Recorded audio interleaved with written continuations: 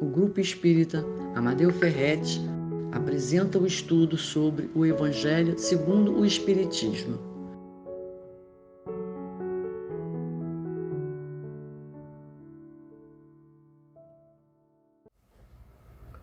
Queridos amigos do Grupo Espírita Amadeu Ferretti, que Deus abençoe a todos.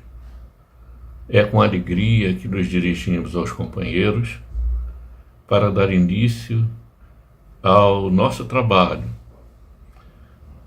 Inicialmente, iremos fazer a leitura da página de preparação para a prece, depois a prece, e depois vamos apresentar o assunto da nossa reunião. Temos aqui à mão o livro Pão Nosso, de autoria de Emmanuel, psicografado por Chico Xavier. Abrimos na mensagem de número 100, intitulada Rendamos Graças.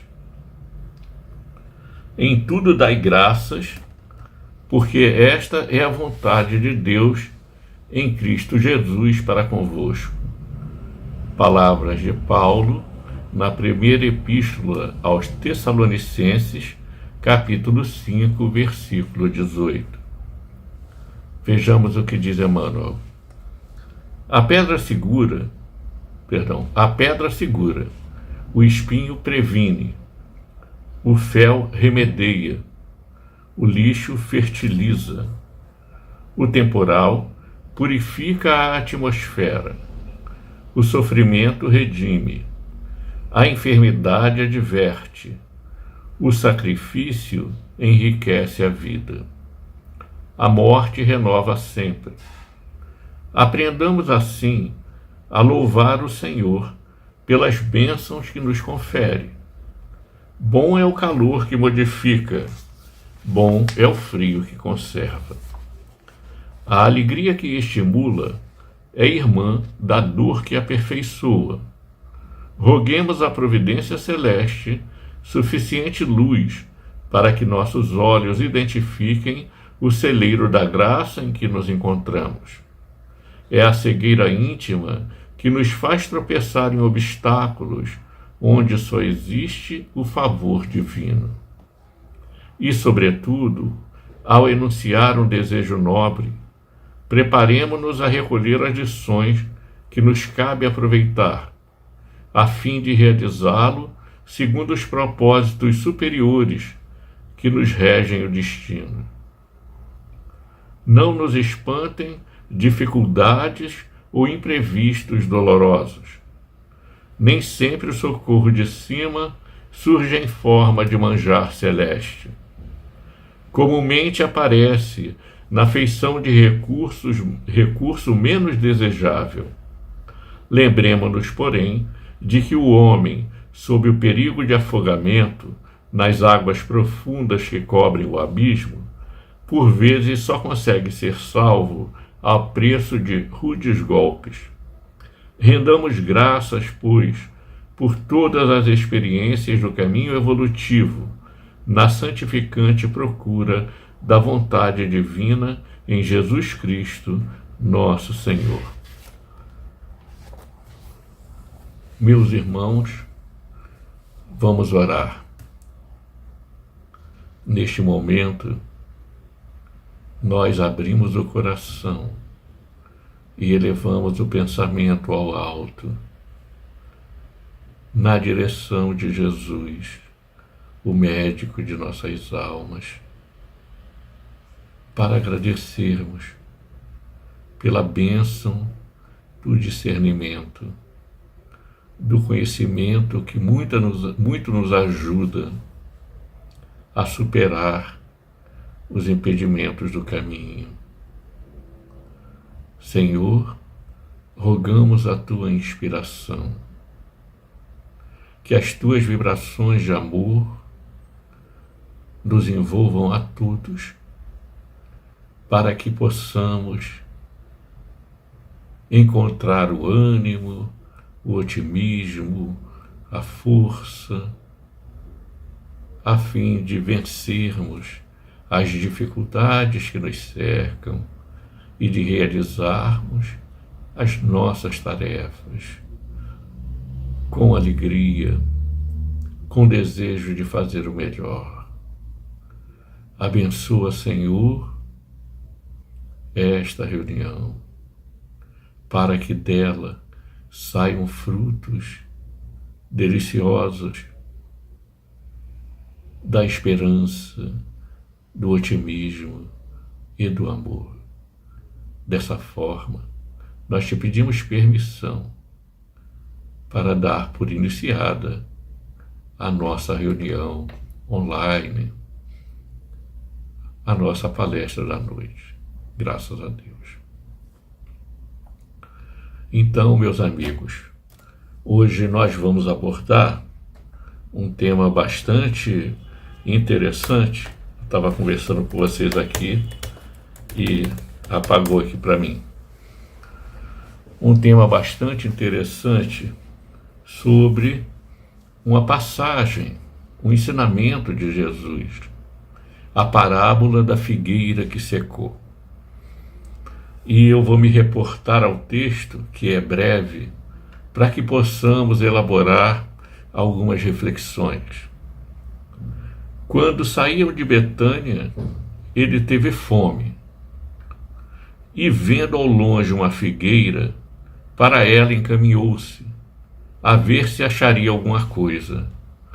Tendo-se, porém, aproximado, só achou folhas, visto não ser tempo de figos.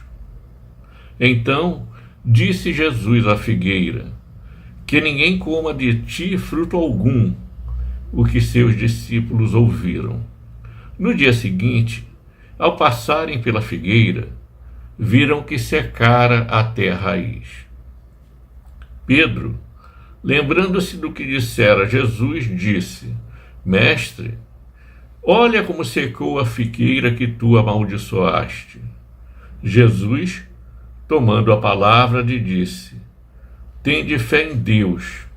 Digo-vos em verdade que aquele que disser a esta montanha: tira-te daí e lança-te ao mar, mas sem hesitar no seu coração, crente, ao contrário, firmemente, de que tudo o que houver dito acontecerá, verá que com efeito acontece. Marcos, capítulo 11, versículos 2 a 14 e 20 a 23. Parábola da figueira que secou. O que é uma parábola, não é?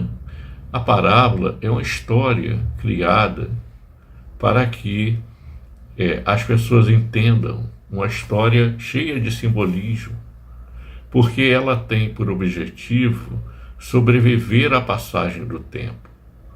Vejam, mais de 2000 anos e nós ainda estamos aqui analisando, refletindo e aprendendo sobre os ensinamentos do Mestre. E olha que me refiro só ao fato da compreensão, do conhecimento e da compreensão do que Jesus disse. Porque quanto à efetiva prática dos ensinamentos de Jesus, nós estamos bastante aquém em relação ao que deveria ser, não é? Porque estamos num processo evolutivo e não conseguimos viver em plenitude com um conhecimento consolidado completamente em nós todos os ensinamentos de Jesus. Portanto, ainda estamos aprendendo. E a parábola, ela tem este objetivo de reunir um fato, uma ideia, uma história, para que dali nós possamos extrair elementos, né, identificar ensinamentos que Jesus desejou passar. Portanto, em se tratando de uma parábola, é uma história, né? E aqui a gente vai verificar várias coisas muito interessantes. Vejam que nessa parábola os discípulos participam, porque Jesus ensina por parábolas. Então ele fala do Senhor da vinha, ele fala do filho pródigo, ele fala do bom samaritano, e ele elege, né, ele elenca, melhor dizendo, né, os personagens. Mas aqui os personagens são do próprio Evangelho, são os apóstolos. E nós ficamos assim, pensando, não é? Que essa parábola se diferencia das outras nesse aspecto. Então, vejam, Jesus estava com fome, avistou uma figueira de longe e encaminhou-se para ela com os discípulos. Tendo-se, porém, aproximado, só achou folhas, visto não ser tempo de figos. Ora, que coisa interessante, não é? Não deveria ser de se esperar que a figueira tivesse figos, porque não era tempo de figos. Nós sabemos que a natureza é cíclica, que ela obedece ao passar das estações, à época de plantar, à época de colher. Cada árvore, né, tem um tempo próprio para produzir o fruto. E o que está dito aqui é que não era tempo de figos, ou seja, não era hora de nascerem figos. Então a primeira estranheza é essa. Parece que Jesus está irritado. Parece que ele ficou com raiva da figueira e resolveu puni-la. Numa leitura apressada, seria natural se pensar assim. Ocorre que alguém consegue imaginar o Jesus, o mestre da paz, o Senhor dos Espíritos, irritado e com raiva de uma árvore que não deu o fruto porque não era a época de dar o fruto. Seria uma incoerência. A primeira incoerência é Jesus ficar irritado. A segunda, irritado com a árvore. A terceira, a árvore ter que dar frutos fora do seu período de produzir esses frutos. Então, se a gente lê apressadamente, parece assim que está tudo fora do lugar. Imagina você entrar numa casa e os móveis estão completamente fora do lugar. E você se perguntará por quê? É a mesma coisa que nós fazemos aqui. Nós nos perguntamos por quê? Porque certamente Jesus desejou, com essa parábola, deixar um ensinamento. Então, a sua ação não se deve a um impulso de desequilíbrio, de descontrole ou de raiva. Não, mas uma exemplificação, a fim de chamar a atenção dos discípulos para o poder, não é? Da fé. Então Jesus diz assim, que ninguém coma de ti fruto algum, o que seus discípulos ouviram. No dia seguinte, ao passarem pela figueira, viram que secara até a raiz. Pedro, lembrando do que dissera Jesus, disse, mestre, olha como secou a figueira que tu amaldiçoaste. Então vejam que Pedro ligou uma coisa à outra, ou seja, Pedro se lembrou de que Jesus havia amaldiçoado a árvore e aludiu a esse fato quando verificou que a árvore estava seca até a raiz. Ao que Jesus diz, tende fé em Deus, diga-os em verdade, que aquele que disser a esta montanha, tira-te daí e lança-te ao mar, mas sem hesitar no seu coração, crente, ao contrário, firmemente, de que tudo o que houver dito acontecerá, verá que com efeito acontece. O que ocorreria se nós nos apegássemos à letra morta? Nós acreditaríamos firmemente no que está escrito, da forma como está escrito. Então, nós ficaríamos tentando remover a montanha. E como a montanha não sairia do lugar, de duas uma, né? Ou o ensinamento não era válido, não seria válido, ou a nossa fé não seria suficiente para retirar a montanha do lugar. Será que foi isso que Jesus quis dizer mesmo? Não. Ele quis dizer que a fé transporta montanhas, mas a montanha, aquele que tem fé, que tem um desejo ardente de que tal coisa aconteça, e emprega a sua fé para que essa coisa aconteça, e observe que a coisa a que nos referimos é o bem. Ele transporta as montanhas da má vontade, as montanhas dos imprevistos, dos impedimentos, das dificuldades, para que o seu desejo se realize. Então, transportar a montanha não pode ser entendido de forma literal, tal como está escrito, porque aí perderia sentido. Transportar a montanha significa vencer os obstáculos naturais do caminho pela força de vontade, pela vontade poderosa da fé. O que é a fé senão um pensamento excepcionalmente forte para que alguma coisa se realize? Tão forte que a pessoa passa a acreditar, não apenas a acreditar, mas a ter a certeza de que tal coisa se realizará. É a certeza antecipada daquilo que se deseja. A fé, diz Kardec. A fé é a certeza antecipada daquilo que se deseja. Então, quando se tem essa fé, essa certeza, realmente o ser humano transcende, não é? Ele vai além. Ele realiza coisas consideradas antes praticamente impossíveis. É esse o ensinamento de Jesus. Mas o que significa, afinal, a figueira? A figueira seca, não é? Veja que a figueira, ela não produziu frutos, porque não era tempo daquele fruto. Imagine que eu quisesse colher, né, mamão no tempo que não é de dar mamão.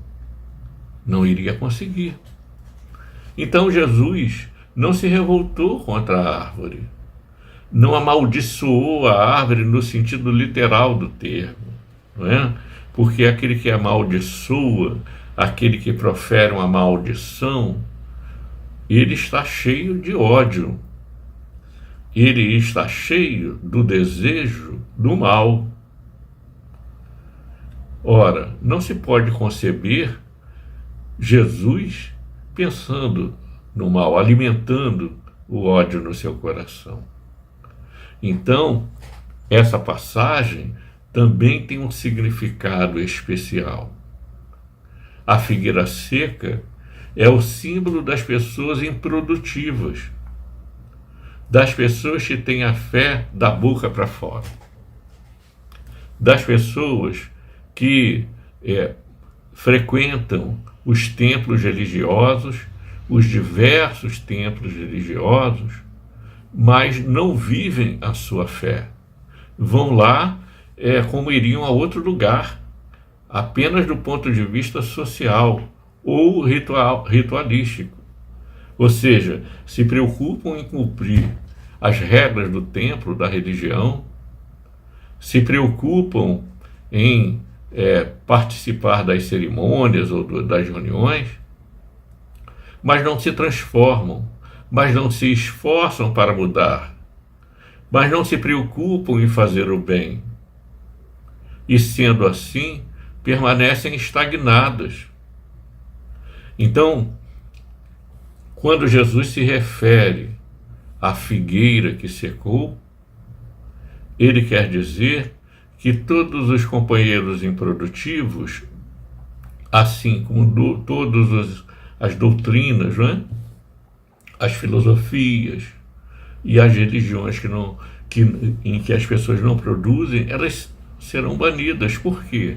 Porque são enganos do pensamento, não é? E a mentalidade coletiva evolui.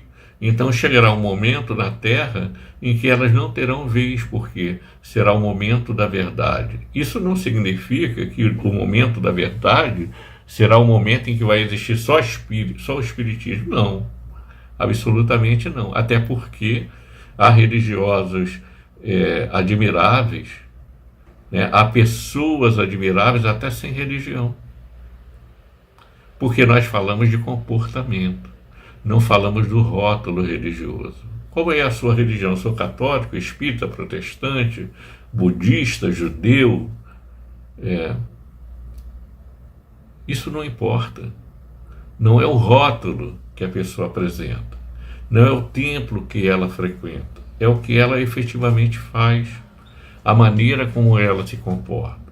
E desse ponto de vista, até os ateus podem estar em melhor condição do que as pessoas que frequentam os centros religiosos. Por quê? Porque a distinção é quanto a ser útil, não é? Então, se você abraçou a sua fé, mas eu ainda sou muito inconstante, ainda perco o equilíbrio, ainda me aborreço, todo mundo faz isso, não é? A gente se esforça para não fazer, mas a gente ainda faz. A questão é, vamos nos recompor, vamos insistir na nossa transformação, porque veja que a figueira não deu figos porque não era a época. Assim também o homem não vai dormir de um jeito e acorda de outro, né? Seria uma ilusão achar isso, que eu vou decidir que a partir de amanhã eu serei perfeito. Não, não é assim. Não é o aperfeiçoamento é um processo longo, né, cuja meta final está ainda distante de nós. Mas se fala aqui do comprometimento, da vontade, da doação de si mesmo, da entrega ao ideal. É disso que se fala. Então Jesus está dizendo que aqueles que são improdutivos, não é? Eles são como a figueira, não é? Eles vão perder a oportunidade. Mas não vão perder a oportunidade definitivamente, eles apenas adiarão a sua própria felicidade, porque ficarão para trás na caminhada do progresso. Mas uma vez que se decidam e realmente pratiquem esse esforço, aí eles se transformarão, não é? Então todos nós estamos inseridos nesse processo de evolução. E com erros e acertos nós vamos nos ajeitando. Então Jesus também quer dizer que a lei natural, né, ou a lei divina, ela abrange os seres vivos. Então, quando ele fala da figueira, ele quer dizer também que eles também vão evoluir, não é? Eles estão inseridos na mesma lei de se tornar produtivos. As árvores, as plantas estão ali para uma finalidade. No caso da figueira, a finalidade é dar figos. E no nosso caso, qual é a finalidade?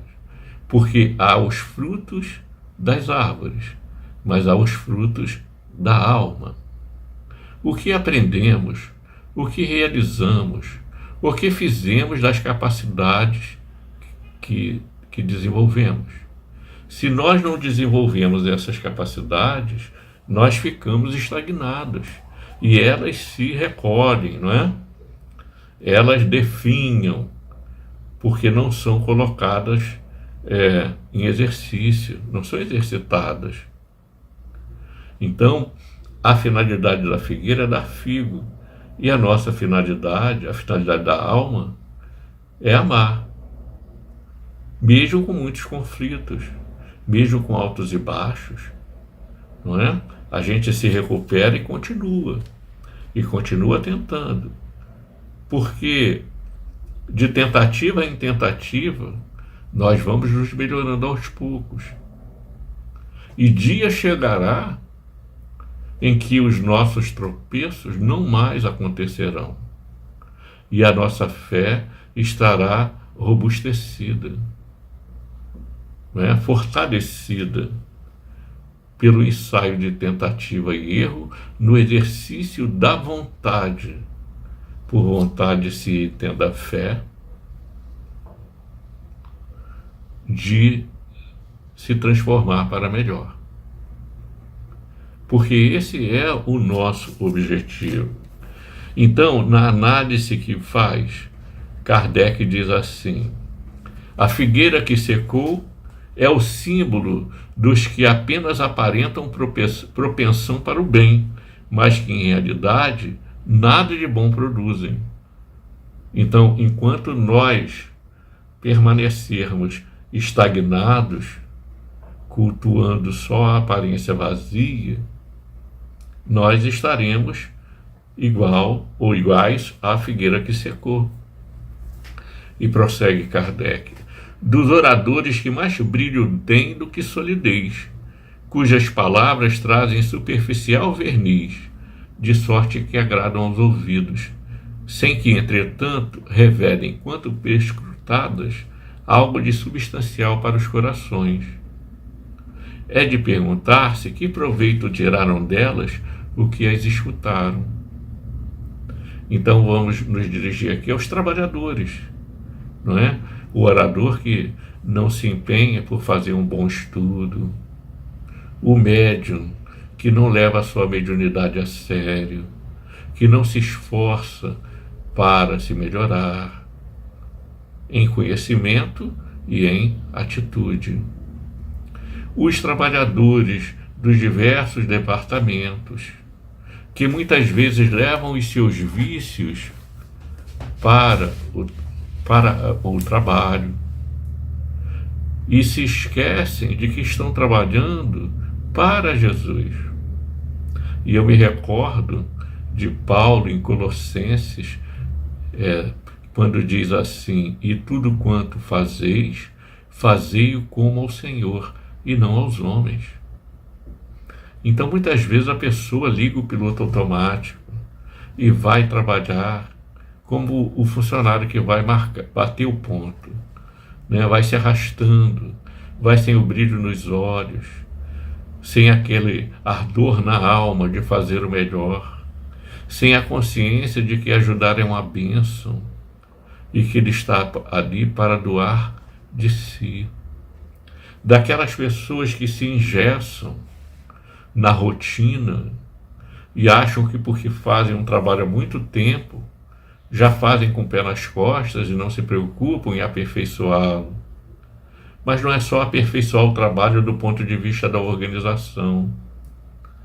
É atender melhor, é ser mais fraterno, é saber que vai lidar com pessoas em condições de sofrimento e estar disponível afetivamente e emocionalmente para ela. Então hoje é o meu dia de trabalho. O que eu vou fazer? Eu vou botar a água na mesa, né? O copo d'água à disposição das pessoas, porque essa água será fluidificada. Eu tenho que chegar na hora, eu tenho que ter zelo, capricho no trabalho, eu tenho que fazer com carinho. Por que eu tenho? Porque eu me voluntariei para aquilo, eu não era obrigado. Então, se eu estou lá, enquanto eu poderia estar fazendo alguma outra coisa, eu tenho que dar o melhor, para que seja o melhor trabalho. Então, imaginemos, numa casa, quantos trabalhadores são, quantas frentes, quantas atividades, mas nós fazemos de coração, em tese, mas deveríamos fazer de coração mesmo todos os dias. Não deixar que o gesso da rotina tome conta da gente e nós passemos a fazer aquilo mecanicamente. Não. É para fazer com alegria, com amor, não é? É para fazer com dedicação, porque é uma honra poder ajudar e uma felicidade. Porque um dia talvez nós tenhamos entrado na casa espírita com dor, desalentados, angustiados, e fomos ajudados pela espiritualidade e pelos companheiros encarnados que estavam ali. E olha, agora nós temos a oportunidade de dar a nossa pequena parcela de colaboração para amenizar a dor daqueles que estão na situação que nós já estivemos um dia. Então, isso é motivo de alegria, de nós podermos colaborar. Isso é motivo de fortalecimento da nossa fé, porque um dia nós fomos ajudados e agora a gente já pode ajudar. Ah, mas eu só varro o chão, ótimo. Já está muito bom.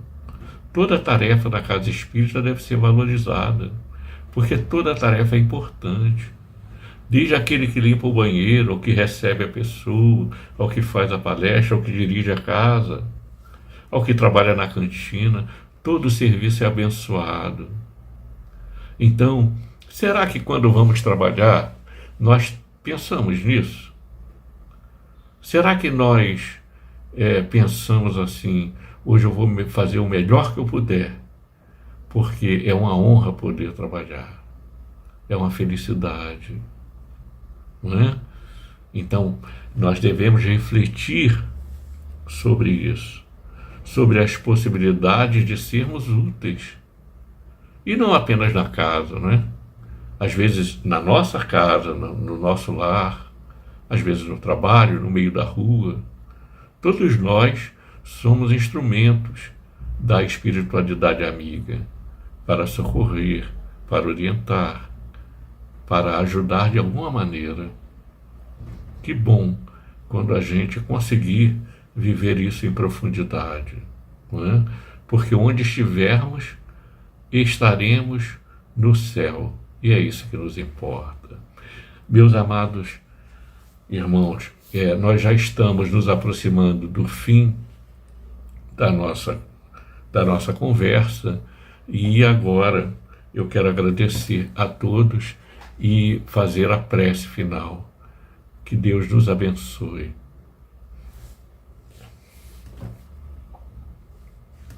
Senhor Jesus,